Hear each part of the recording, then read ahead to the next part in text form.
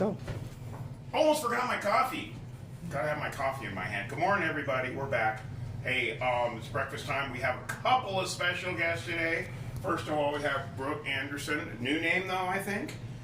Recently married, and she works at the Lionsgate Event Center, the metropolitan area's premier place for hosting events. It's the greatest event center in Colorado, and we're really glad to have her here. We have a long relationship with those guys. Also, way over in the corner doing his homework is Nathan Leschuk, Jody's son, who's, even though he had breakfast an hour ago, he's still hungry. So we gotta feed him. So today, when I was waking up, I felt like I was channeling my inner Mr. Rogers. So we're gonna be nice and peaceful today. We're gonna make some lovely food, okay? What we have today, I'm not gonna get too carried away. We're gonna do our ground bison. This is what we get at Whole Foods and Costco. Costco, obviously, half the price. The big thing about this, we're just going to do one giant patty for everybody. We're going to cut it up into 4 pieces. I don't want to make individual patties because I'm lazy.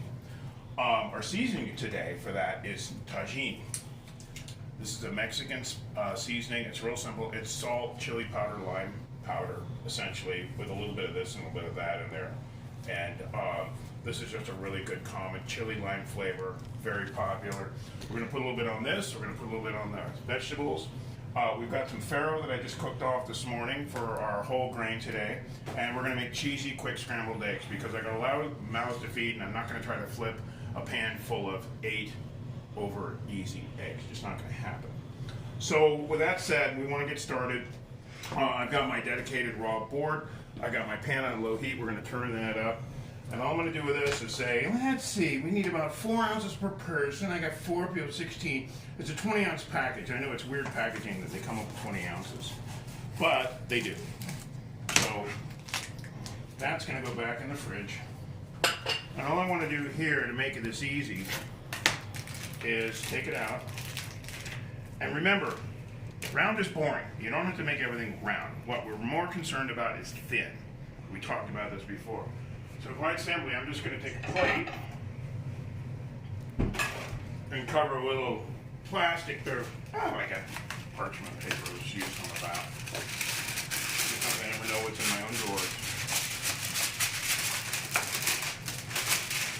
Come on.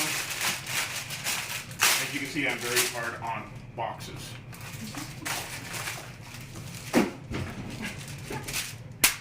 Flatten it out. Paper keeps it from sticking to me and makes it easy to flatten out nice and smooth.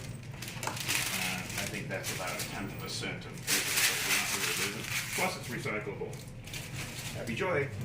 Pan's hot.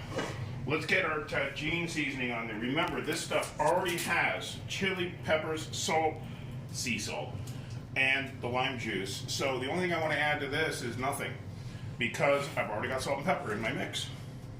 The hardest part is figuring out how to open it. So to heck with it, I just unscrew, and as usual, just go with my hands. One of the things I like about dry rubs like this is you can be fairly generous with them as far as amount. And now the hardest part is getting it into the pan. So, olive oil today. Just enough oil to coat. And see, I just did my laundry. I've got fresh towels. Can you say laundry? Jody, can you say laundry? I can say laundry. I like the way you say laundry. There we go. Let's get the pan nice and hot. The only thing I'm concerned about here is if it's in the pan. Okay? And with that said, what we can do is cheap. Cut it in half to make it manageable. Drop it in. And season the other side. The only reason I cut it in half again was just to make it easy to pick up. Got a rogue piece here. That'll be mine. Okay. A little more seasoning on the other side. And by the time you see me again, I'll have figured out how the shaker top works. There we go. All right. Let's get to that. I've got some fun ones today, especially one in particular, chayote squash. Chayote? Jody, can you say chayote? Chayote. Oh, I like the way you say that too. This is one of my favorite squash. It's hard to find, but believe it or not, I got this in the Asian market, even though it's a Central American vegetable.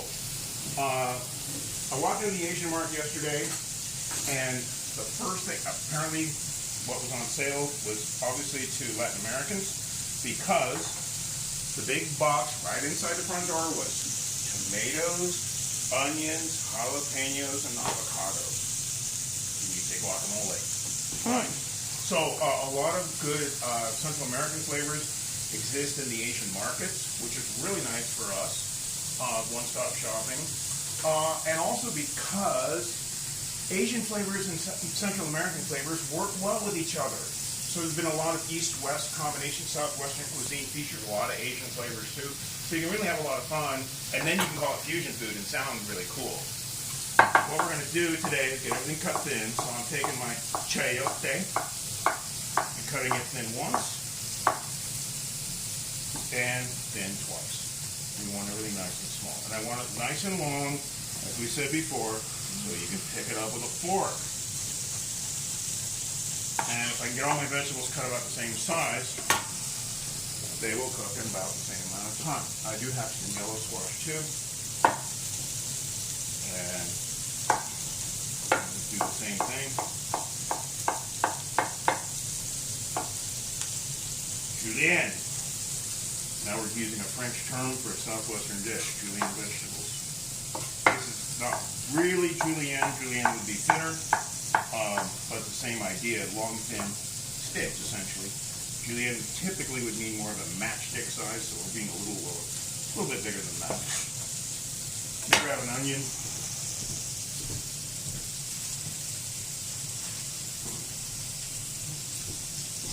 And we're going to be a little heavy, so I've got the big skillet out. I'm going to do about 3/4 of the onion, so. And again, the nice thing about julienne onions is they're already thin. So I just got to peel and slice thin. And these will hit the pan at the same time I turn over my bison. Now the problem with cooking ground bison is it's a very lean protein. It's much leaner than our standard beef hamburger. So it goes from rare to medium quick. So we want to be watching it a little closely, because if you watch this enough, you know I like my red meat medium rare. I like my fish medium rare.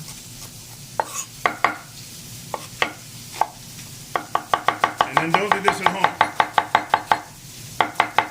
You need a skilled professional and 40 years of culinary expertise to make a mess like that. Okay, I got 3 vegetables. I've got 1 to go.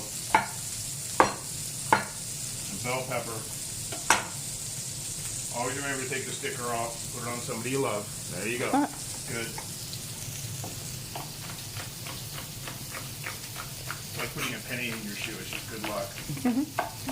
There we go. We got veg for 4. We've got our rainbow, which again, we always stress that rainbow vegetable. Whether you're doing it for breakfast, lunch, or dinner, the rainbow vegetables is one of the best, very basic healthy food, lifestyle decisions you can make. And of course, cutting everything thin means it cooks quick. So we'll hit it with a little more Tajin. Did you get a close-up of that? Tajin. You can get this in any Asian market, any Central American market, and some of the natural food stores will carry it too. It's not hard to find. All right, Farro's already cooked, so we're not worried about that. I just need to get my eggs ready. Of course, we have our power greens that we always do, otherwise known as the secret to my success. And I want to get my cheese. I just don't want to break out a cheese grater because I don't want to have to dirty something else up. So I'm just going to use my knife to get my cheese small. There we go. Okay, we're 3/4 of the way through, which is perfect timing. Let's turn our bison over. Tiny bit stiff, so.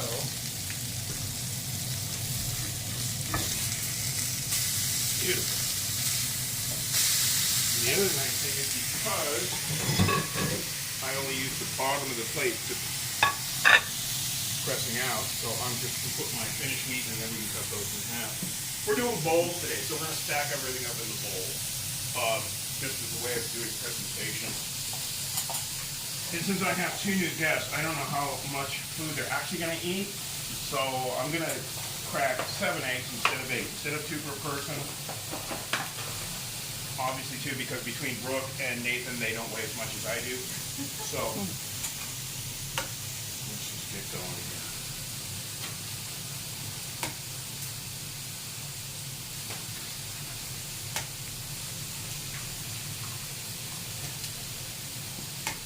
So you may be thinking, Dan, why aren't you stirring the vegetables? So you may say, now why isn't he stirring the vegetables? That's a really good question. I'm glad you asked it.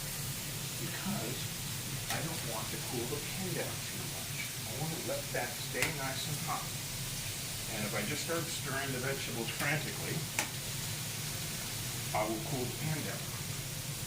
And then I'm going to have oil in the vegetable instead of sauteed vegetables. So can't help myself, have to have a little. The nice thing about using a nice big non-stick pan like this is as soon as these come out, the eggs can go in. So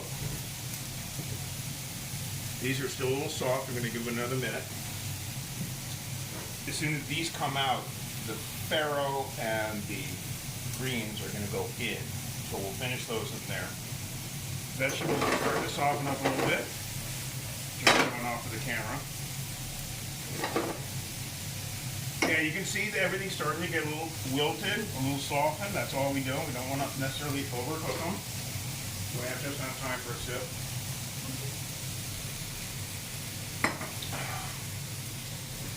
And in the past, we've done slow eggs, which were great. Those were a big hit. But today we're going to do quick scrambled eggs. So I'm going to get my salt in there. I'm going to get my pepper in there in the form of Cholula. If you don't know by now, this is my favorite hot sauce. It's balanced. It's not too hot. I don't need to burn the living daylights out of my mouth every time I have a meal.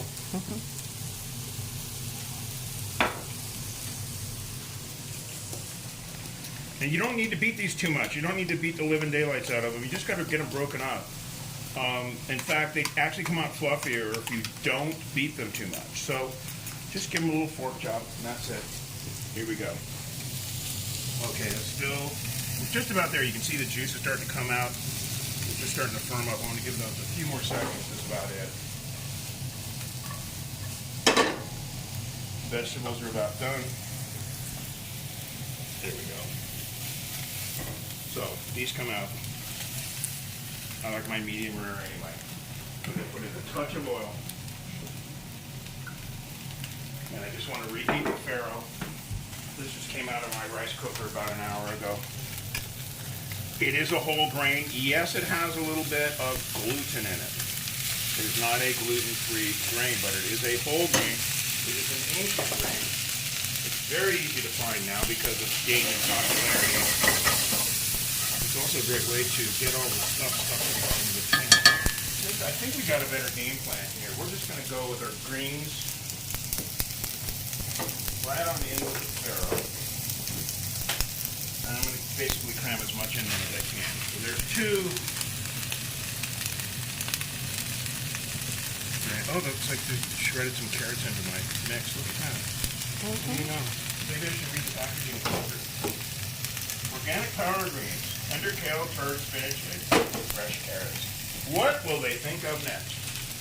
Okay, so we're in the home stretch. Normally, I just like to wilt my greens, and that's what I'm going to do now. So,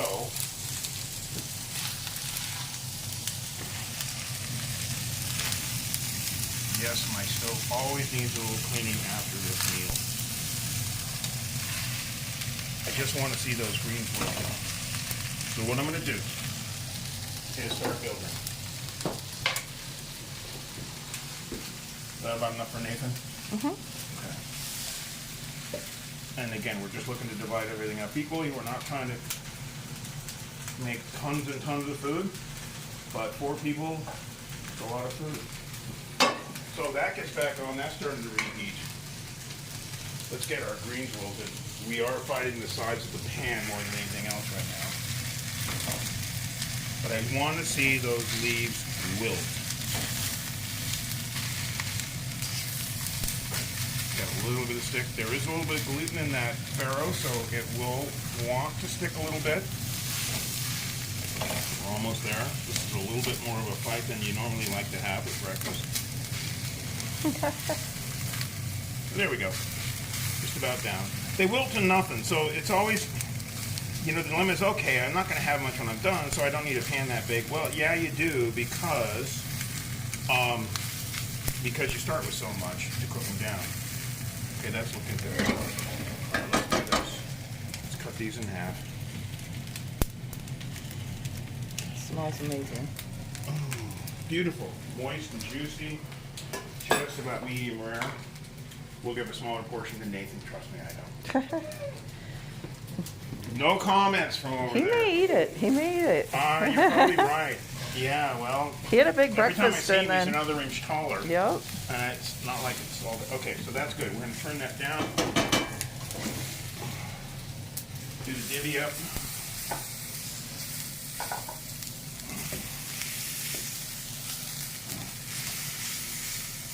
Okay. Boy, we really got some stick today, huh? Mm-hmm. Oh well. Where's the gremlins who do the cleanup? Yeah. That's what I want to know. Okay. It's okay. This will be pan really easy to clean. Just get some water in it. Let it set. So let's get our eggs going. Just a little bit of butter. This is actually earth balanced margarine today because I don't know who's got what going on in their lives, so I use margarine, dairy-free margarine, when I need to please the masses.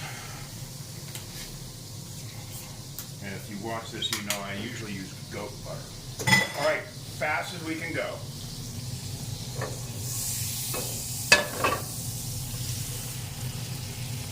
This is actually a variation on a French omelet, too. I don't know, have you seen that show, Emily in Paris? Mm-mm. Oh, she falls in love with this young chef who's a hot dude, and, you know, he's making her French omelets and grapes all the time. In a cast iron skillet, no less. Nice. I'm just not that ambitious.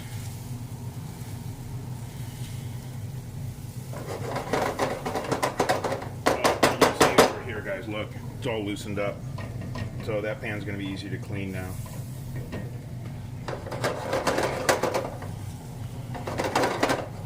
High heat. It's a lot of eggs to get done. So what we're going to do, give that just a second. We'll divvy up here a little bit. Nathan,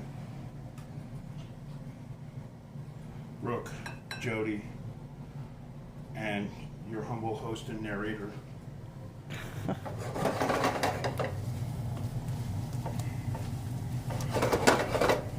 And I always like to say, just take the shine off the eggs. When you're doing scrambled eggs, it's really common to overcook them. You can see that shine's just disappearing. That's good. That's all I need. So, I was actually, when I was putting this meal together in my head today, I was thinking about poached eggs because I know a lot of, a lot of ramen type places and things, they'll put a poached egg right on top, but they also have bigger stoves. So it's not always practical. And now we're just trying to be as democratic as we can. And wait, we're almost done because we got to have Brooke take a bite. Take a bite. Yeah, you are allowed to drop your mask now. Try the veggies first, of course. You're gonna get that chili lime pop. If you need a little more citrus, I've got lemon ready to squeeze. Okay, it passed the eyebrow test. Nope. Her eyebrows jumped when she ate. That's all we're looking for. Just like this, everybody. Ready? Take a bite. You won. It's that simple. And I like the way your eyebrows go up and down like that when you're eating. So listen, guys, thanks a lot. We'll be back next week with other ideas. In the meantime, bon appetit. And remember, get up 40 minutes earlier, eat a power breakfast, and have sustained energy all day. It's the pandemic time. We've been doing this for a long time, but a lot of you work at home already. You have the luxury. It only takes 30 minutes for me, maybe 40 minutes for you, and if you're cooking by yourself, it'll never take this long. So again, we're just talking about getting out the door healthier rather than, you know, the New York breakfast. You know what the New York breakfast is? Coffee and a cigarette. Oh, yeah. Okay, so with that in mind, take care. We'll see you next week. Bye-bye.